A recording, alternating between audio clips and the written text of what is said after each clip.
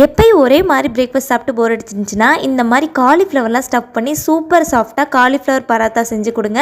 கிட்ஸோட lunch box கொடுத்து விட்டிங்கன்னா கண்டிப்பாக டிஃபன் பாக்ஸ் காலியாக தான் வரும்.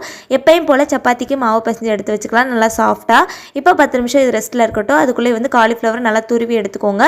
கடாயில் 1 டீஸ்பூன் எண்ணெய், 1/2 டீஸ்பூன் சீரகம், பொடியாக நறுக்கி வச்சுருக்க ஒரு பெரிய வெங்காயம், ஒரு துண்டு இஞ்சி, ஒரு பச்சை மிளகாய் போட்டு வதக்கிட்டு இது கூடவே 1 கப் ஃபுல்லாக துருவின காலிஃப்ளவர், தேவையான அளவு உப்பு, 1/2 டீஸ்பூன் மிளகாய்த்தூள், தனியாத்தூள், கொஞ்சமாக மஞ்சள் தூள், 1/4 டீஸ்பூன் கரம் மசாலா, சாட் மசாலா போட்டுட்டு நல்லா வதக்கி விட்டுட்டு 10 நிமிஷம் மூடி வச்சு குக் பண்ணிக்கலாம். நல்லா வெந்ததும் கொத்தமல்லி தழை தூவி இறக்கி வச்சுக்கோங்க. இப்போ சப்பாத்தி மாவு திரட்டிக்கலாம். எப்பயும் போல் இல்லாமல் கொஞ்சம் வந்து திக்காக திரட்டிக்கணும்.